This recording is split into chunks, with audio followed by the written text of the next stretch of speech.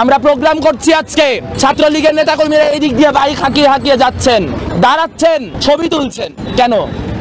তারা সাংবাদিক। এইটা হচ্ছে আপনাকে আগেই ভয় পাওয়ায় দেওয়ার জন্য। ছবি কিন্তু তুলতেছি, লিস্ট কিন্তু আছে। আমরা বলতে চাই লিস্ট আমাদেরও করা আছে। গত 15 বছরে এই বাংলাদেশে বিরোধী দলীয় নেতা কর্মী, আন্দোলনকারী, সাধারণ শিক্ষার্থীদের উপর হওয়া প্রত্যেকটা আঘাতকারীর লিস্ট আমাদের কাছেও আছে। আমরা এক ফোঁটা কোন স্মৃতি ভুলে যাই নাই। আমাদের কাছে প্রত্যেকটা জিনিসের রেজিস্ট্রি আছে এবং সময় মতো আর শোধ তোলা হবে।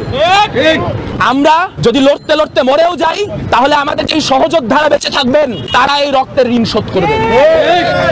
বন্ধুগণ, বেশি কথা বলার সুযোগ নাই। আপনারা জানেন 1978 না 79-তে মেজর জিয়াউর রহমানের আমলে একটি নির্বাচন হয়েছিল, সেটি নিয়ে এখন আওয়ামী লীগ কথা শোনায় যে হ্যাঁ তিনি তো হ্যাঁ না ভোট করেছিলেন। আরে ভাই, সেখানে তো তাও একটা না অপশন ছিল, অর্থাৎ আমার জিয়াউর রহমানের কার্যক্রমকে পছন্দ না সেটা জানানোর জন্য একটা না অপশন দেয়া ছিল।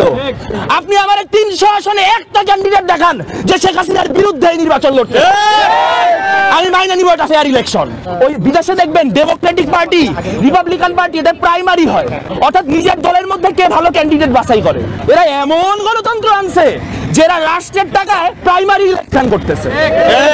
নৌকার মধ্যে কে ভালো ক্যান্ডিডেট বাঁচতেছে, তোমাকে নৌকা দিলাম, তোমাকে ইগল দিলাম, এবার তোমরা মিলে একজন বাইরে হয়ে আসো, আইসা এখানে আবার মাতৃভক্তি দেখো। দুজন মিলে কন্টেস্ট করতেছে কে শেখ হাসিনার বড় ভক্ত। ও বলে আমি শেখ হাসিনার আসল লোক, বলে আমি শেখ হাসিনার আরো বড় লোক। কিছু দল আছে, জাতীয় সমাজতান্ত্রিক দল আছে না, জাসদ, তার নেতা নৌকা মার্কায় নির্বাচন করে আর তার কর্মীরা অন্যান্য আসনে নৌকার এগেনস্টে দাঁড়ায়। তাহলে এটা কি হইতেছে? বাংলাদেশের মানুষ কি বলদ? আমাদেরকে বলদ মনে হয়? এই নির্বাচন যে একটা দামি নির্বাচন, এই নির্বাচনের যে কোনো গ্রহণযোগ্যতা নাই। এই নির্বাচন সেফ একটা লোক দেখানো নির্বাচন, এটা আমরা বুঝি।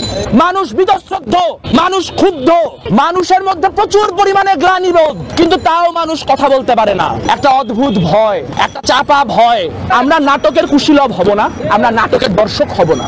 আপনাদের নাটক আপনারা করেন, সুন্দর মতো করে করেন। যেদিন পারবো আপনাদের নাটকের পাটতাড়ি গুটায় আপনাদের দেশ থেকে খেদাবো। আপনারা যারা যেখানে উপস্থিত হয়েছেন আপনাদের সবাইকে সংগ্রামী শুভেচ্ছা জানাই। সংগ্রামী শুভেচ্ছা জানাই কারণ আজ বাংলাদেশের এমন পরিস্থিতি তৈরি হয়েছে যেখানে অস্তিত্ব রাখাই প্রতিরোধ। Existence itself is resistance.